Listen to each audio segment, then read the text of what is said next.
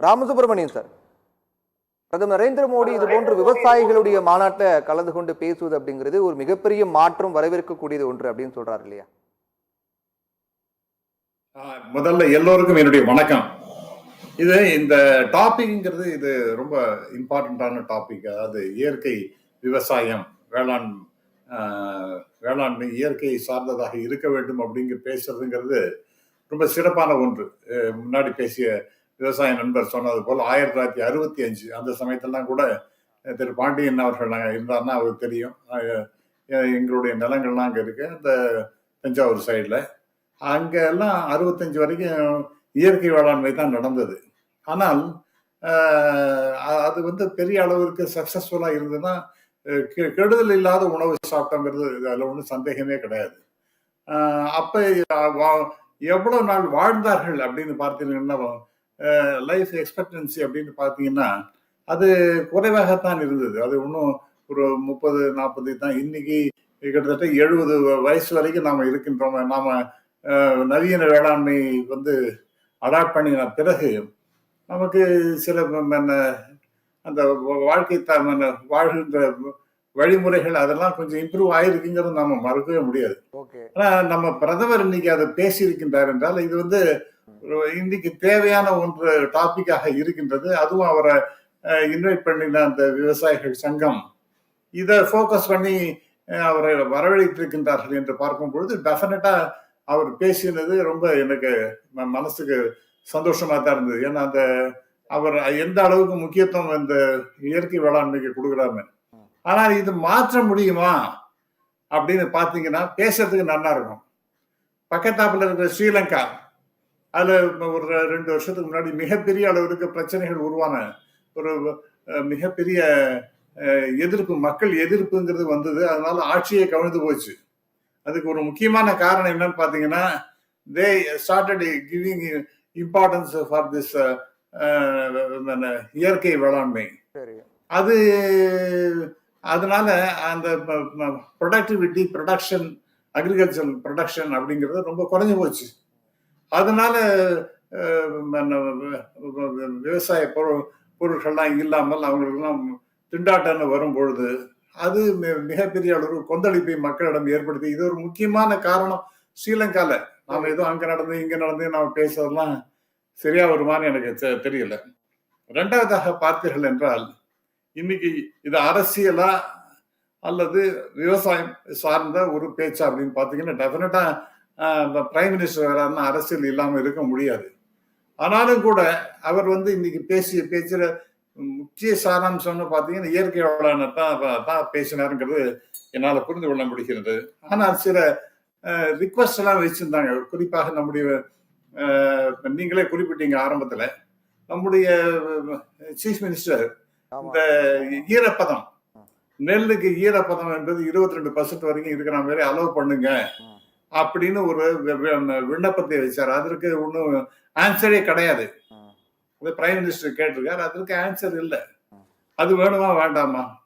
டெஃபினட்டா. ஏன்னா இன்னைக்கு ஈரப்பதம் ரொம்ப அதிகமா இருக்கு, நிறைய மழை பெஞ்சுறது, அந்த விவசாயிகளுக்கு அந்த காம்பன்சேஷன் சரியா கிடைக்க மாட்டேங்கிறது, அவங்களுக்கு சரியான ஒரு நெல்லுக்கு சரியான விலை கிடைக்காம போகின்றது, அதை ரிஜெக்ட் பண்றாங்க அப்படிங்கிற கொஸ்டின் வரும் பொழுது டெஃபினட்டா தட் இஸ் இம்பார்ட்டன்ட் இஷ்யூ. அதை கேட்டிருக்காரு. அதற்கு இன்னைக்கு அதை பதில் சொல்வார்னு எதிர்பார்த்தா. ஏன்னா அதுவும் விவசாயம் சம்பந்தப்பட்ட ஒரு விஷயமா தான். ஆனா அதை பத்தி ஏதாவது ஒரு அனௌன்ஸ்மெண்ட் வரும்னு பார்த்தா ஒண்ணுமே இல்லை.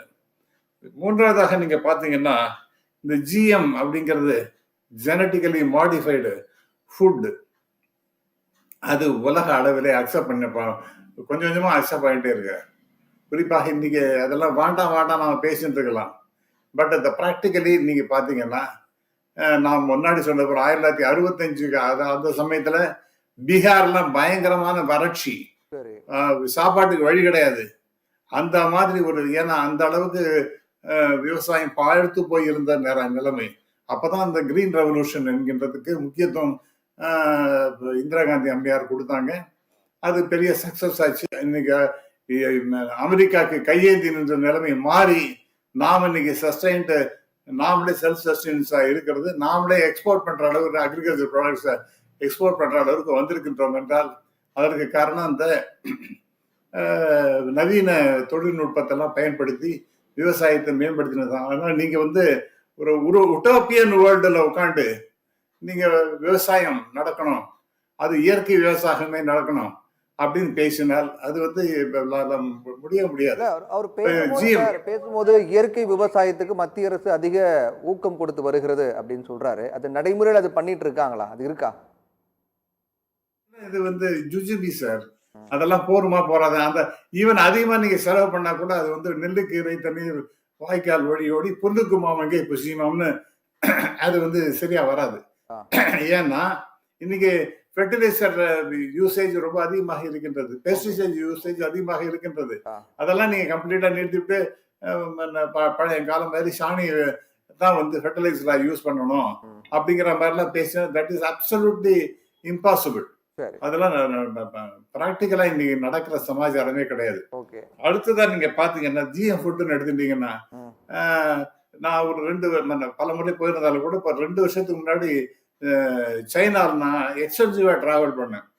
அங்க நம்ம இந்தியன் ரெஸ்டாரண்ட் சில சிட்டிஸ் எல்லாம் இருந்தது. அதில் நான் ஸ்பெசிஃபிக்கா Indian food, especially south Indian food வேணுங்கிறதுக்காக அங்க போயிருக்கும்போது அங்க இருக்கிற ஓனர்கிட்ட போய் கேட்டா, உங்களுக்கு இந்த பருப்பு இதெல்லாம் எங்கேருந்து சார் கிடைக்கிறதுன்னா, இல்லை sir I want to import from India, but ரொம்ப காஸ்ட் ரொம்ப அதிகமாக இருக்கு, அதனால இங்கே தான் சார் ஜிஎம் ப்ராடக்டை தான் இங்கே தான் சார் அதை தயார் பண்ணிட்டு இருக்காங்க.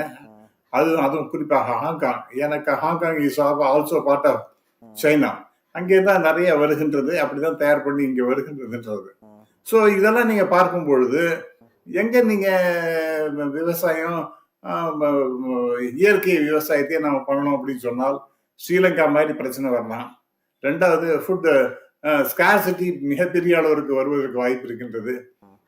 மூன்றாவதாக இது அக்செப்ட் பண்ண கண்ட்ரிஸ், அங்கே எல்லாரும் செத்து போயிட்டாங்க, எல்லாருக்கும் கேன்சர் வந்து எல்லாரும் கஷ்டப்படுறாங்களான்னு பார்த்தீங்கன்னா அமெரிக்கா எடுத்துங்க, அங்கே ஜிஎம் ஃபுட்டு நிறைய இருக்கு.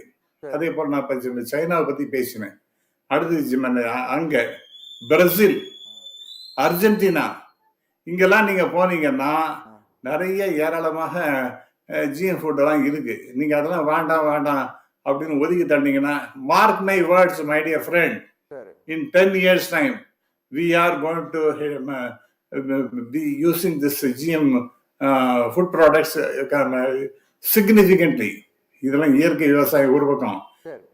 ஸ்ரீலங்கா மாதிரி சின்ன நாட்டிலேயே மிகப்பெரிய பிரச்சனை வந்தது. அதெல்லாம் நம்ம இந்தியா மாதிரி இவ்வளவு பெரிய நாட்டில், அதுவும் இவ்வளவு பெரிய மக்கள், உலகில அதிகமான மக்கள் தொகை இருக்கக்கூடிய இந்த நாட்டில் அதெல்லாம் நம்ம இந்த வரட்டு வேதாந்தெல்லாம் பேசுறதுங்கிறது அது வந்து ஏற்புடையது அல்ல. சரி, அடுத்த சுற்றுல பேசுவோம். ரைட்.